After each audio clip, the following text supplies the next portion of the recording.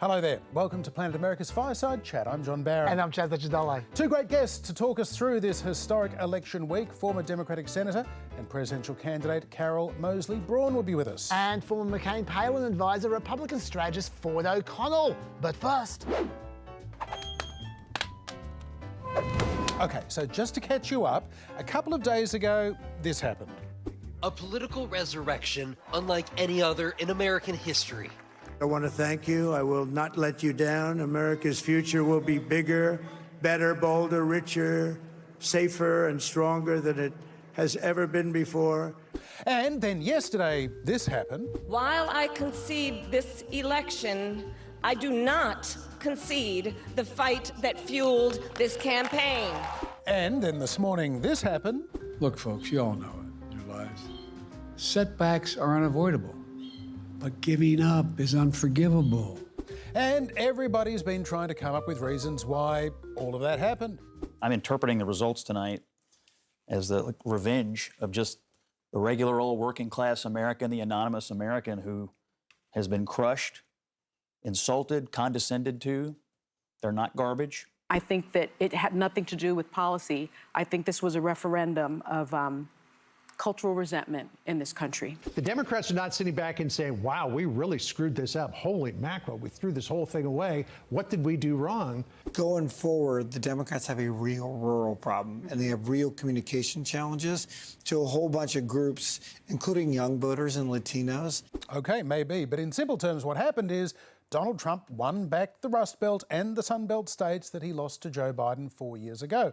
It was a wider margin than the last two elections, and wider certainly than most of the polls had suggested, but still decided by fewer than 250,000 votes out of over 140 million votes cast. Which, Chaz, makes it interesting to me that we have these sweeping statements about there's a seismic realignment, there's a terrible problem for Democrats and Republicans are in the box seat for a generation. We're talking about a couple of 100,000 votes where it mattered yet again. We are, but I'll take the other side of this. I think there was a bit of movement here, and the reason for that is, you're totally right. It wouldn't have taken much for Kamala Harris to win the election. But that's not the only places where Donald Trump had swings. If we look at the map from the New York Times of how things have changed, you can see red all over the country. On the West, it's not quite so significant because they're only half counted on the West. But they will come. And there's red arrows everywhere. Not just in the rural areas. I mean, the rural areas, Trump did better. But in the cities as well. Basically, every major city, Trump took 10 points off the Democrats, except for Atlanta. For some reason, Atlanta was the only one where the Democrats actually increased. But it was significant, and I think Trump has a reasonable argument to make that he has a decent mandate, because the Democrats have spent the last 3 elections now running against Trump.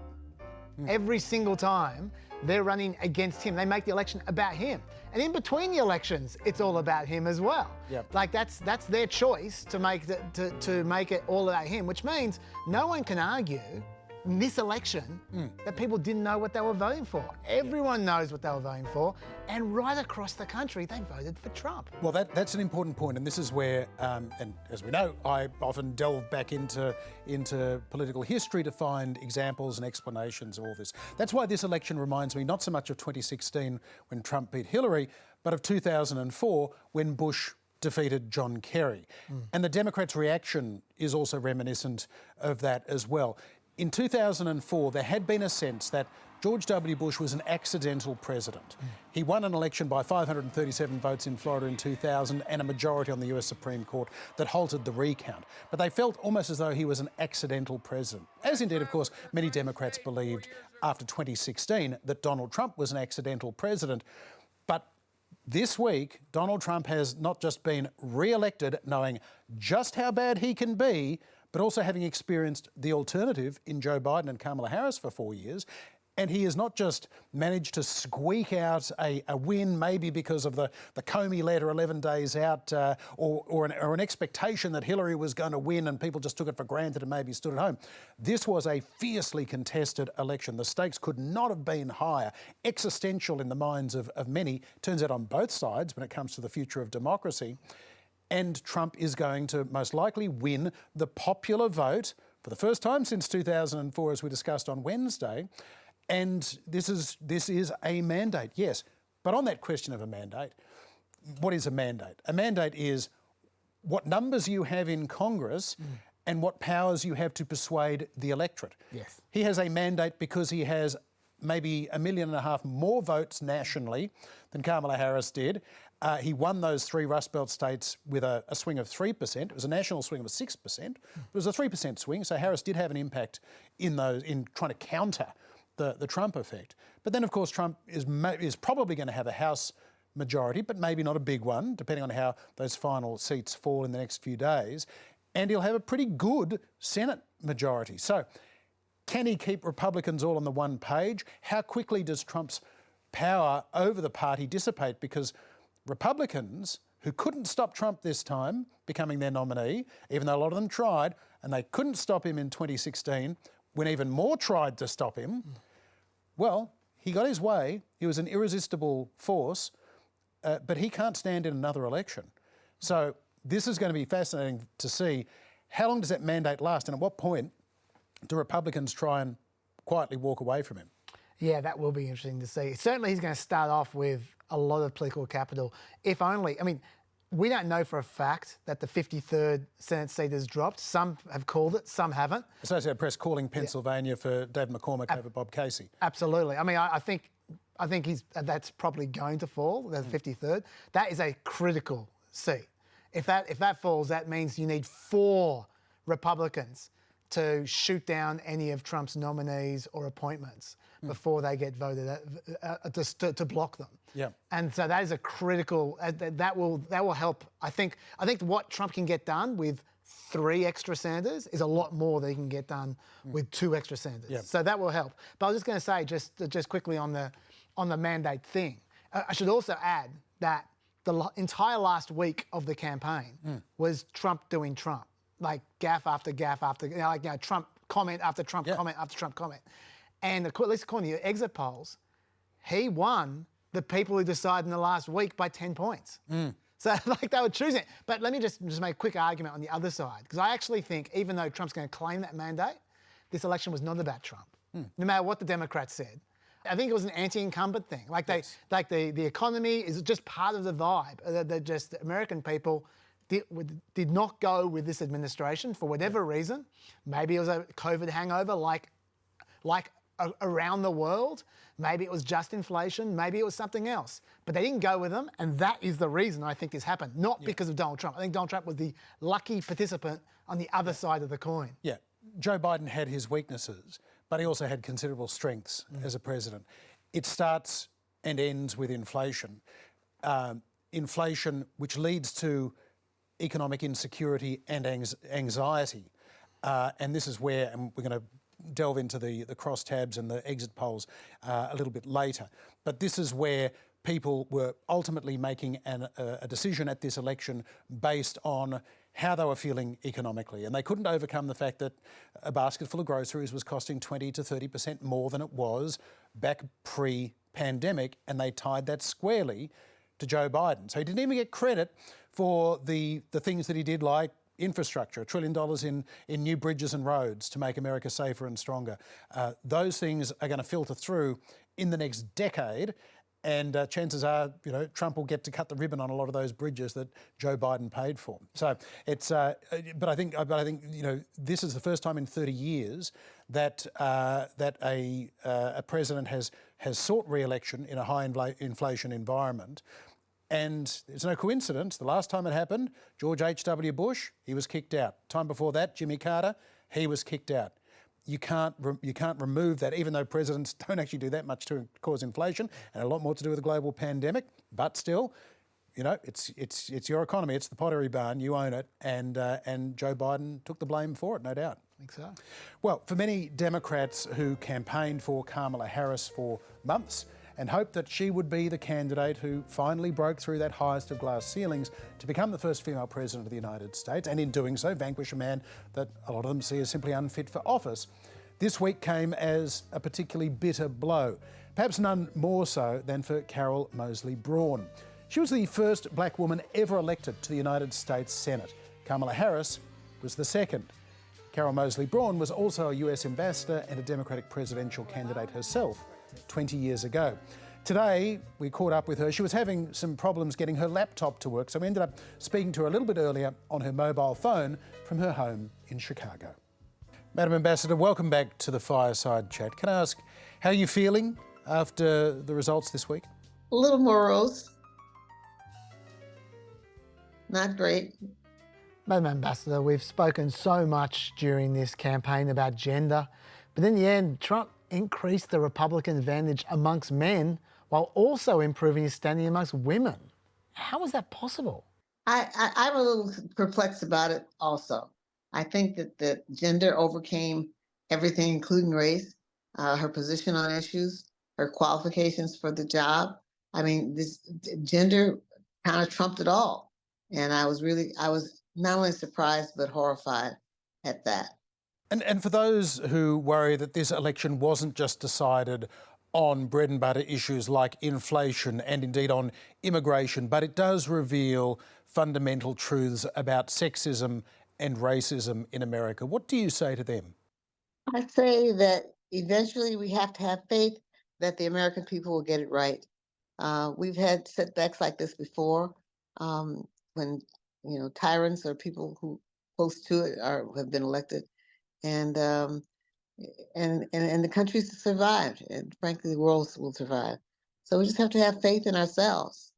How much do you think this result was about the economy and a classic change election? Or do you think there might be some strategy or tactic involved that helped Trump win in the end?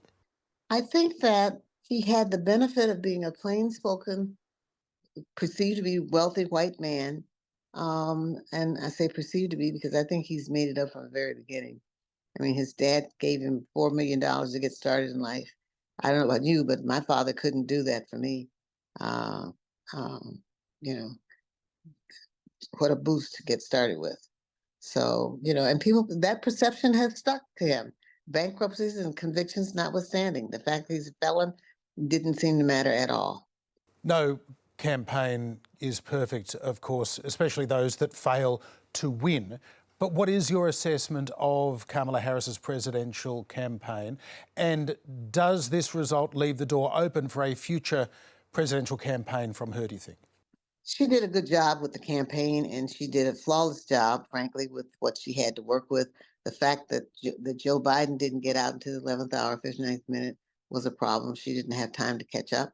And as much to the point, she didn't have the ability to punch back. He was such a bombastic, what can I say, moron. He just came out all guns blazing, whether it made sense or whether it was classy or not, didn't seem to matter. And so the fact of the matter is that that's apparently what the American people wanted, and they voted and gave him the presidency. So do you think if Kamala Harris had been running for the usual 12 to 18 month period, the result might have been different? I think that I don't know that she could have run a different campaign than she did. She started with a deficit in terms of not having time to catch up. And she wound up with other deficits going to race and gender. I think gender, and frankly, I've said this before and got in trouble for it, gender mattered more than race did. I didn't see anybody who didn't want to vote for her because she was a Black person, or a mixed person with East Asian, etc. But really, the idea of her being a female seems to have mattered with all the demographics that you could come up with in terms of presidency and what people thought was required. And so I don't know when the country's going to get around to electing a woman. To me, it's because I'm a woman, I suppose, but it makes no sense at all. And frankly, I think it's horrific and inexcusable that the United States would rather have apparently would rather choose to have a guy of any stripe before they get around to having a woman. So inevitably we are seeing a lot of early soul searching within the Democratic Party, and some are saying that the party has gone too much to the centre under Joe Biden. Others are saying it's gone too far to the left under the influence of Bernie Sanders and AOC. Some are saying it's too in favour of the coastal elites. Others, it's too woke and progressive. What's your take? What do you think is wrong with the Democratic Party? Well, to begin with, I would ask people to start thinking about what the voters are saying. What do the voters want? And I don't know that enough attention is paid there, because whether it's to the left or to the center or whatever, or the messages got confused. It just seems to me that you have to listen to people and pay attention to what they want. And I don't know that my party did that. And where to for Kamala Harris from here? What are you thinking? After you've run for president, what do you do? You know, where do you go from there? I don't think she's going to run for another office, another lesser office than president, because it's an experience like none other. It really is a wonderful experience, and it's difficult to come back from a loss, from losing, you know. And so I think she's got a good shot to do a good job in either the private sector or the not-for-profit sector. Ambassador Carol Moseley-Braun, thank you very much indeed for having a fireside chat with us. It's a pleasure, my pleasure. Now, on Wednesday's show, I went right into those exit polls. John had a nice little snooze while I was doing that. I needed a rest. I mentioned at the time that they were early exit polls and that they were going to continue to get adjusted. And indeed, they have continued to get adjusted. And they were all completely wrong. Not completely wrong, just a little bit of nuance. In fact, they've become more so, in effect. Yeah, Nothing's contradicted at all. No, very much all the trends have become, as you say, more so. So I'll go through some of the revised numbers on the most important stuff, plus some new stuff, which I didn't talk about on Wednesday. Okay, first of all, the biggest aspect of this election that we were talking about endlessly was the gender aspect, about how Kamala Harris was going for the women's vote and Donald Trump was going for the men's vote. And who would succeed more might determine the election. Well, the exit polls are very clear on that. If we look at the women's vote, back in 2020, 57% of them supported the Democrats, 42% supported the Republicans. Now, it's 53% supporting Democrats, 45% supporting the Republicans. So they went from a 15-point gap in 2020 to an 8-point gap in 2024. That's a big loss for the Democrats amongst women voters. If we look at the men's voters, though, the men's voters, they went from 53% Republicans to 55% Republicans. And in 2020, they were 45% Democrats, and now it's 42% Democrats. So they went from an 8-point gap in 2020 to a 13-point gap this year. So basically, they reversed it. There was a big gap amongst the women in 2020, and now there's a big gap amongst the men. Which is fascinating, given the two things we've discussed. One, that there was a 6% national shift towards Trump and the Republicans, but that despite what Carol Moseley-Braun was telling us when she was talking about, she thinks maybe this has more to do with gender and sexism against Kamala Harris than it does over race, for example. That Kamala Harris did not make her gender a central theme of her campaign. Yes, they were appealing to female voters over abortion rights, for sure. And you can say, yes, I guess she had more female stars coming out supporting her, the Oprahs and the Beyoncés and the Taylor Swifts and so on. And Trump's campaign was clearly going for the podcast bros. But still, that was it a miscalculation that Harris should have in fact played the gender card? Would that have gotten more women to her side? Would it have alienated more men? Would it have alienated both? But it's imponderable at this stage, but a fascinating question. It absolutely is. I don't know what the answer is. It's just an amazing set of numbers. Okay, let's look at race. Along the lines of what Carol Moseley-Braun was talking about. First of all, she's right. When we talk about the black vote, it barely changed. 87% Democrat in 2020, 85% Democrat in 2024. Republicans went up by 1. Minimal changes, despite the fact we were hearing about 20%, 25% maybe Republican vote amongst black people. No, that wasn't the case. But the Asian vote went from a 27-point advantage to a 15-point advantage amongst Democrats. So they lost 12 points amongst Asian voters. But then white voters, this just perversely was the one area where the Democrats went better in. The Democrats went from a 17-point, there was a Republican advantage of 17 points amongst white voters to a 12-point advantage amongst white voters, which is strange. But then the big one I've left till last, the Hispanic vote. Just on the white voters, though, one of the explanations for that very possibly is the greater divide now is on educational attainment. More white people are more likely at this stage across the age groups, particularly in older age groups, to have attended college. And if you attend college, you're much more likely to have voted for Kamala Harris than for Donald Trump. So that makes some sense to me. And the fact, of course, that older people now, the over 65s who tend to be high propensity voters, well, they're baby boomers with more of a socially progressive tradition, having grown up in the 60s and 70s as well. So it seems as though kind of the generation of older white voters that voted for Reagan and Bush has died off. And now we have a slightly more progressive older cohort who supported Biden 4 years ago and supported Harris this year. You're absolutely right. The white college voters did move towards the Democrats this election, and they did win more of the old vote as well. In fact, the old vote tied this particular election, which is the first time that's happened for a real long time. But I saved the big news till the end, as far as race goes, which is the Latinos. If we can bring up the Latino vote there, Hispanic vote, sorry. 65% in 2020 voted for the Democrats to 52% this year. And Republicans went from 32% of the Latino vote to 46%. If you look at that gap, it went from a 33-point advantage for Democrats. They were doubling them in 2020, the Republicans. Now it's a 6-point gap advantage for the Democrats.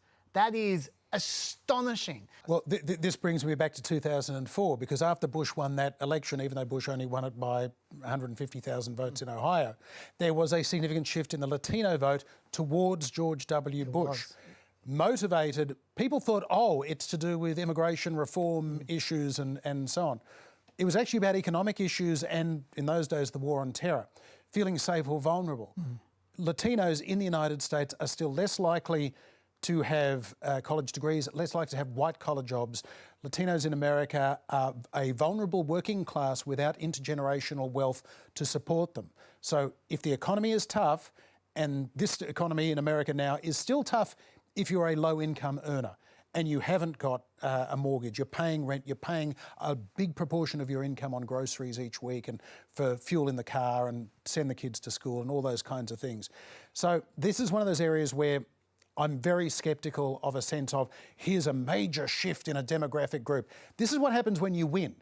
You attract more of a whole bunch of groups when you win. Those little red arrows appear on those maps. 4 years ago, of course, they were all blue arrows on that map.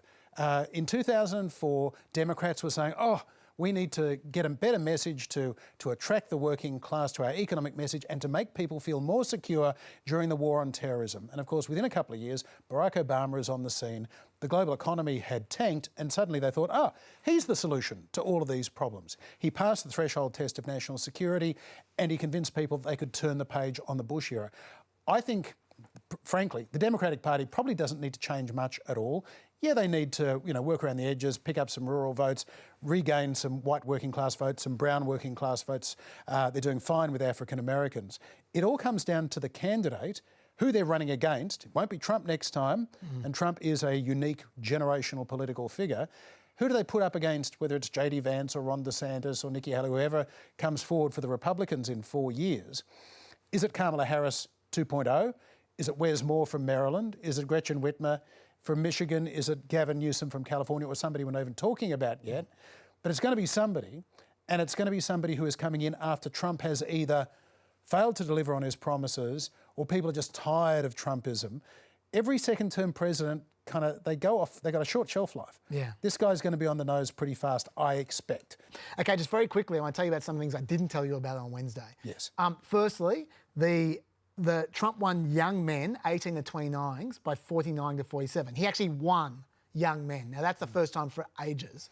Young women went to the Democrats by 24, and you might think, oh, that's huge.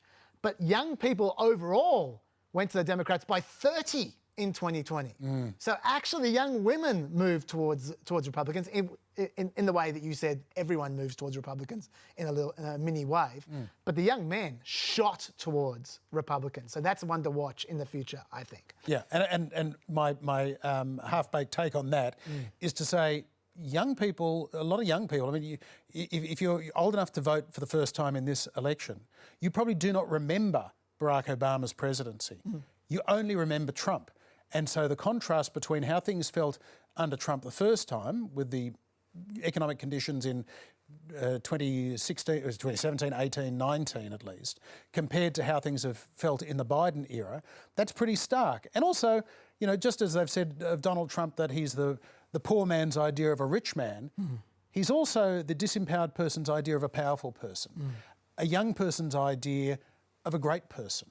I think Trump, even though to many people, certainly on this side of the world, he seems a bit cartoonish, in the United States, he taps into things in the same way that Reagan did.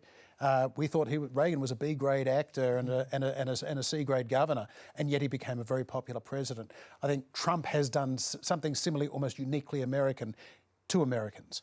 Good call. And about strategy. There's so much commentary about the Kamala Harris's strategy to try and peel off Republican voters in the last few weeks, going around with Liz Cheney and trying to appeal to the white suburban Republicans, try and peel them off. Okay, let me tell you how it went according to the exit polls. The suburban vote went backwards for the Democrats by 3 points. There was a 3-point swing to Republicans in the suburbs.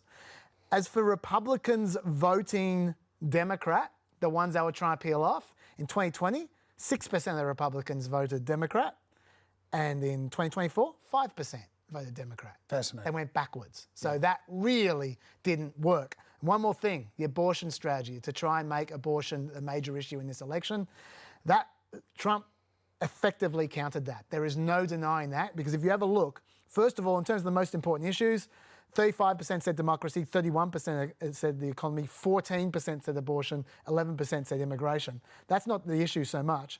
But what the issue is, even though 65% in the exit polls said they thought abortion should be mostly legal, makes sense, that's about right, 65%, only 49% said that they trust Harris more than Trump on abortion. Interesting. 16% of the people who said that abortion should be mostly legal trusted Trump more than Harris to keep it mostly legal, which is, who would have guessed that would be the case? That is astonishing to me. Yeah, it certainly is. Let's get the view from the Republican side of the aisle now. Ford O'Connell is a long-time political communications strategist. He's worked on campaigns including John McCain's 2008 presidential bid. And he's been coming on Planet America to talk about every election since 2012. And he was the first Republican commentator to tell us back in 2015 that Donald Trump, in fact, had a serious chance of being elected. So in our book, he's got a pretty good track record. Ford O'Connell, welcome back to the Fireside Chat. Great to be with you guys. What's your take on this election, Ford, from a Republican point of view? Was this all about Trump, or was this an election that was always any Republicans to lose? If Ron DeSantis, who you worked for, or Nikki Haley had been the Republican nominee, would they be president-elect today?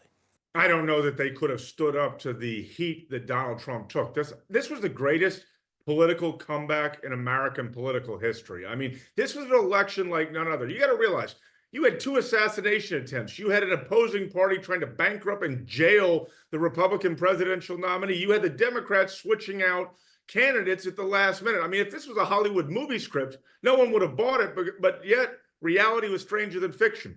Ford, given the challenges that Trump has overcome to win this election, how big do you think the mandate was that he just won?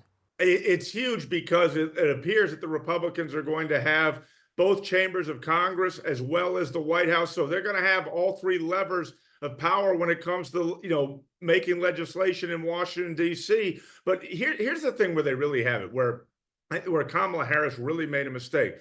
And that is that voters this time around, they didn't want to be put in identity boxes. They didn't want to be told what to think. They wanted to be heard. And the problem here is that Kamala Harris was talking about the issues she wanted to talk about and not the issues the American people generally cared about, which in this case were inflation, obviously illegal migration. But in general, she was talking about issues that, frankly, they cared about, but they didn't care as much about. And that is why she lost. So in a nutshell, Ford O'Connell, is it safe to say that the American people today are voting more on the basis of their current economic situation rather than their ethnic or racial backgrounds?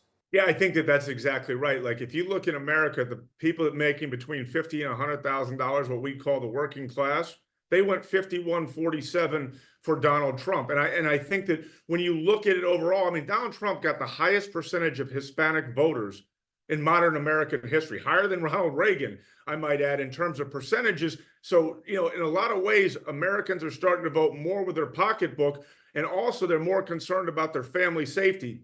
That's what happens with illegal migration. They're talking about it not only as a national security issue, but also as a crime public safety issue. And that's why a lot of voters came home to Donald Trump. And if you look at the 50 states, Donald Trump did better in 48 of the states than he did in 2020. The only two, I think, were like Utah and Washington. Here, case in point, Donald Trump did 12 points better in New York than he did in 2020. He did 11 and a half points or 12 points also in California. I mean, those are huge numbers when you think about it. And that's why he not only won the Electoral College, but also the popular vote. Now, Ford, I just want to combine two things you just said. You said that Harris was talking too much about liberal preoccupations like identity boxes, but then you also correctly noted that there were Republican swings everywhere, right across America, even in the deep blue cities.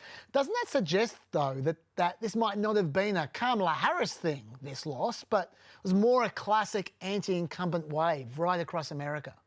Well, I do think that it was a situation where the status quo couldn't hold. But I think where Kamala Harris blew it in this election was when she said she wouldn't do anything different than Joe Biden. The reason why Joe Biden was switched out is because Democrats realized that his handling of the economy outweighed any concern that voters had about Donald Trump. So in a lot of ways, the issues lined up well for Trump. But remember, there's something else I think you're forgetting here, Chaz, and that is Donald Trump had a record on the economy. Donald Trump had a record on illegal migration. That went very, very far in a lot of ways to basically breaking up a lot of media contrived narratives in America that were trying to favor Kamala Harris. I think one of them, as we all heard, was about Puerto Ricans in a Madison Square Garden event. Donald Trump didn't say that, but in my home state of Florida, in Osceola County, which is home to 115,000 Puerto Ricans, they went for Donald Trump. I mean, that's the amazing part. All these sort of identity narratives that the media tried to push on Donald Trump, they didn't work. And Ford, do you expect that President Trump will be able to see through some of his bigger promises, things like tax cuts favouring the wealthy, tariffs on all imports, deporting millions of undocumented workers in the United States? A number of those things will require legislation, and legislating is something that Trump, frankly, struggled to do first time round. Is he going to be able to get it done now? Well, let's start with tax cuts. I mean, I think that that's the one thing that he's going to push through first, because the Trump tax cuts expire in 2025. That's going to be the legislative thing. Understand what happens with illegal migration. This is primarily in the pocket of the executive. Every time Kamala Harris said, gee, we need to pass immigration reform, you don't, because 90% of it, you don't need Congress to act. And that's what the Trump folks figured out in 2019. And that is that you can use a lot of executive actions to deter, detain, and deport illegal migrants. Ford, of course, President-elect Trump has also talked about even larger tariffs, 200, 300% against Chinese imports, the cost of which would ultimately, of course, be passed on to American consumers and fuel inflation. Those kinds of things, do you anticipate he will see those through, or is that more of a kind of Donald Trump being a businessman, this is a negotiating ploy, and it's never actually going to happen? Yeah, look, everything with Donald Trump is a negotiation. That's why he says a lot of these things to see how they're going to play. He knows, look, he wants to make sure the American economy is doing well. He wants to bring jobs home from overseas. So those things he wants to do, and he's going to be very steady about it. I mean, there's a reason why our stock market right now is booming even more. Everyone thought he was crazy when he said, well, the stock market's doing well because they think I'm going to be reelected. Well, there you go. He gets reelected and the stock market's booming. So just in general, there's a lot of things that he wants to do on the jobs front. As long as he remembers that the working class of America are who put him in office and he follows that, he's going to be just fine. Ford, do you think Trump's going to be a different kind of president than he was 5 or 6 years ago? And if so, how?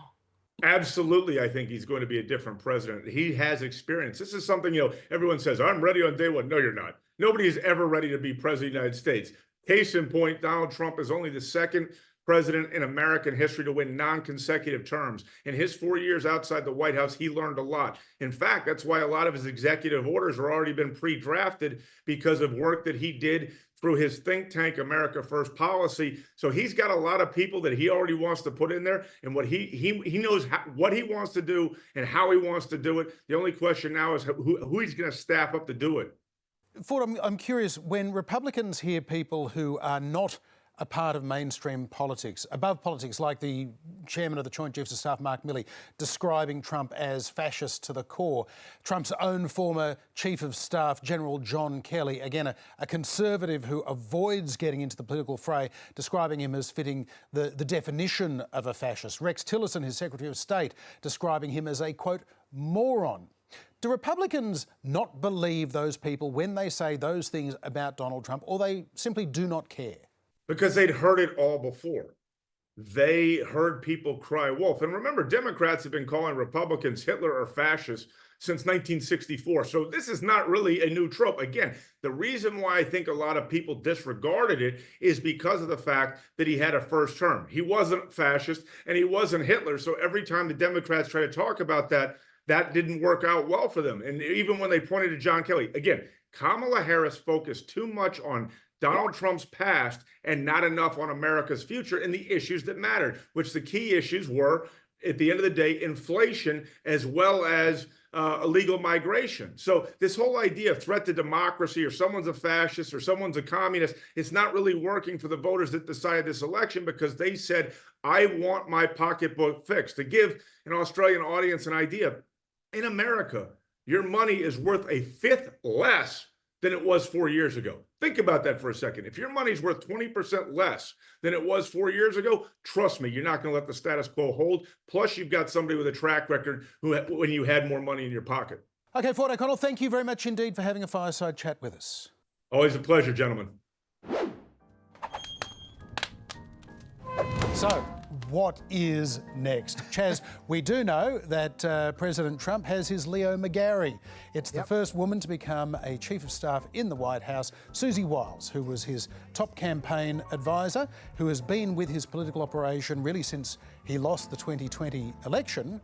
And now she's agreed to go into the Trump administration. I don't know about you, but that seems like a quite reassuring decision that she would take that job because she's highly respected in Republican circles and she clearly is a bit of a Trump whisperer.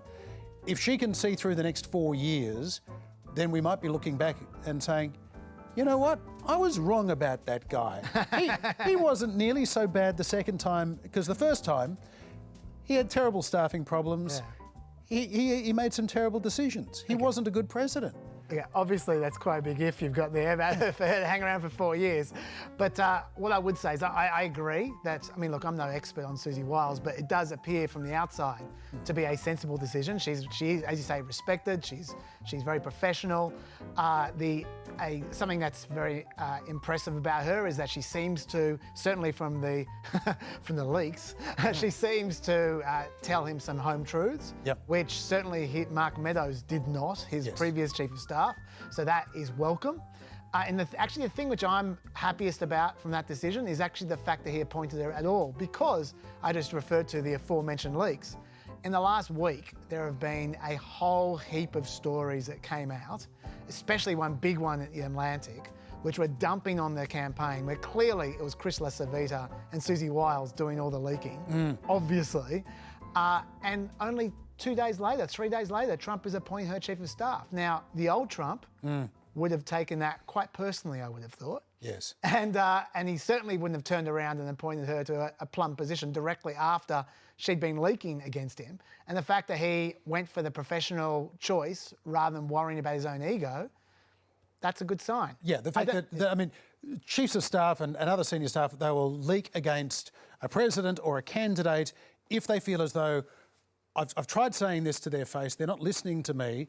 If they hear it on Fox News, they might. And if they hear a bunch of pundits going, yes, this is a concern, Trump should really change his course on all of this. Very interesting that Susie Wiles has managed to, after Trump a couple of months ago said, Corey Lewandowski, come on back in, Kellyanne Conway, come on back in, trying to get the band back together when he felt he was losing a grip on this campaign when Kamala Harris was surging. It was Susie Wiles and Chris LaCivita as well that kept Lewandowski at arm's length and in his place. That's again where, because Trump could have gone for a Lewandowski or a Rick Grenell or any number of very Trumpy individuals who are never going to say no to him, never going to give him any home truths. And he could have gone to Jared Kushner or somebody who was just going to be kind of a sycophant as well, or in it for what they can get. So, yeah, so far a reassuring choice, and one that I think is going to make Republicans on Capitol Hill, who are looking now at, okay, we've got 18 months. We want to get these tax cuts made permanent or semi-permanent. We want to get some things done before we run out of juice, because they've all been there long enough to know that the clock is ticking. Yeah, on that, you brought that up before, and I flagged I want to talk a little bit more about that. I think there's no doubt that history says that lame ducks become lame rather rapidly. Yeah. But I do think that Trump has an opportunity here. Well, he's got a choice to make, because Joe Biden has left him with a decent economy. Interest rates are going to continue to be reduced over time. There's every chance that if Trump doesn't wreck it, that next year could be a great year as far as the economy goes. He can ride this, and if he passes his tax cuts, that will juice the economy even further. Yep. And so he could have a rip-roaring economy by 2026 and into 2027. And he could potentially become genuinely popular, not just 46% or 47%, which, by the way, is more than he used to be, but he could be into the 50s. Like he could have old school style approval ratings, just riding the economy if he does nothing but that. But of course, that's not what he wants to do, at least so far. If he starts deporting, breaking up families and pulling out internment camps and all that kind of stuff, that's the very first deportation of a family or breaking up of a family is going to be the first protest. And then what does he do with the first protest? Does he whip out the National Guard, or does he take he has a series of rolling decisions to make about how hard he wants to go on deportations, on tariffs, which are going to create inflation, and some of his more boutique ideas, or he can just sit back and let the good times roll and worry about just tweeting a lot, and he'd be much more popular as far as I can see. So he just needs to make a call on that. And I think that will determine how quickly his approval turns into old milk. Yeah, indeed. And there's also a big question in my mind, Chaz, about what happens when, if Trump essentially cuts off aid to Ukraine. In the short term, the American people will be happy to stop having billions of dollars that could be going into schools and hospitals and bridges in the United States going to Kyiv. But of course, as soon as Russian troops are occupying the east of Ukraine, Donbass is now part of a greater Russia. And people start to say, turns out America's pretty weak. The Russians are now expanding into Eastern Europe once again. We fought a world war to stop an expansionist regime in Europe. That is going to be interesting to see. Do Americans really like the consequences of isolationism? Maybe they do. Maybe they really do want those hospitals and bridges and schools a whole lot more, even though American armaments are one of their biggest export industries, and they make a truckload of money every time they send a truckload of armaments to Ukraine. I think that's where we're going to find out exactly what kind of relationship Trump has with Putin. Because if Putin wants to be good to Trump, he won't be rolling into Eastern Europe as soon as there's a ceasefire in the Ukraine. I think also on top of that, how does Putin react when when they have some kind of arrangement with Ukraine, where presumably Ukraine would lose land as part of that arrangement. Do they roll in like the Taliban did in Afghanistan and just go nuts? Because that won't help Trump very much. That would be Trump's Afghanistan. Right. Or does Putin look after Trump and try and soft-foot it? I guess we'll find out. The other thing we're going to find out, of course, is what are all these other people who enabled Trump, just as Putin did in his way, the Robert F. Kennedy Jr.'s, the Elon Musks of the world. What's in it for them? Elon Musk obviously stands to make trillions of dollars out of Trump tax cuts, becoming an even larger contractor. I mean, maybe Elon Musk just gets handed NASA as well as Michigan. As for Robert F. Kennedy Jr., he's talking about, well, Trump has said he's going to let him go wild on the CDC, on the health department, on vaccines, fluoride in the water, any number of things. And it's going to be intriguing to see how Americans respond to that. There are legitimate questions that can be asked about the functioning of the CDC. And yes, there's good science that actually says too much fluoride is bad for you. So maybe we need to adjust the limits of fluoride in water supplies. And corporate capture of the FDA. And, right. Yeah. So all of that kind of stuff. It's going to be very interesting to see, again, because Trump is talking about, you know what, too hard to get some of these people confirmed by the Senate. You're going to be acting secretary of this and you're going to be acting secretary of that. Everyone's going to be acting for the next 4 years. Yeah, well, with 53 senators, they might not need to do so much acting. They might just get appointed. But it's possible. So there is that. I was going to say with Elon Musk, once again, there's a choice to be made because Elon he likes to bite off more than he can chew. But if he's happy with Trump giving him a big sack of gold and saying, go to Mars, I think that's exactly the kind of thing that would probably be quite popular. The fact is, Elon Musk does make spaceships cheaper than NASA does. They need him. And so if he just keeps on moving down that path, that could work out very well for both Trump and Elon. But does he want more? We will find out. One more thing I should say when we're talking about overreach, Trump, one thing he's been very consistent on is that he wants control of the Department of Justice. He wants to be deciding who gets their comeuppance and who doesn't get their comeuppance, and that's not the way it normally works. Trump would say that's how it worked under Joe Biden. I would say there's no evidence of that. But the fact is, who Trump appoints as his Attorney General and how they use the Department of Justice, I think is a key issue in this term. In particular, there's a guy called Mike Davis, who is one of the favourites, not the undisputed favourite, one of the favourites, who on election night, while everyone else, all the other Republicans were popping balloons and poppers and they were all happy with little party hats, this is what Mike Davis tweeted out. Dear Jack Smith, lawyer up. Now, if that's the next Attorney General and that's the attitude of the next Attorney General, then we're in an interesting situation, John. Yeah, we certainly are, if it's going to be payback time. One last thing before we go, Chaz. I'll say two things I'm looking out for in the weeks and years ahead. Firstly, Joe Biden. He's got 74 days left as President of the United States. Does he pardon his son, Hunter? Does he pardon other people? Does he even pardon President Trump? That would be an olive branch and a fascinating development if he does it. He might as well pardon Donald Trump, given that we just found out yesterday that they're going to basically be sacking Jack Smith in the next couple of weeks. So it looks like the charges are gone. And the other big question in my mind right now as well is we saw how Joe Biden aged noticeably from the age of 78 to now at 81. Donald Trump is 78 years old. It is a biological inevitability that he will age, he will decline in the next 3 to 4 years of his presidency. There's never been a 78-year-old elected to the presidency before. He is the oldest person elected to that office. How quickly does he decline? And what are the implications of that for his administration, for his vice president, for his cabinet that may or may not have to remove him from office, and the people that want to get as much as they can from his agenda over the next 4 years? Just imagine, he's danced for 39 minutes now. If he declines much further, he'll be doing an entire ballet. I'd quite like to see that. That's it for another Fireside Chat. We'll see you back here at the same time next week. And for Planet America at 9:30 p.m. Wednesday on ABC TV. And if that's not more than enough, you can catch the Pet Podcast and all the usual pod places. See you there. Bye-bye.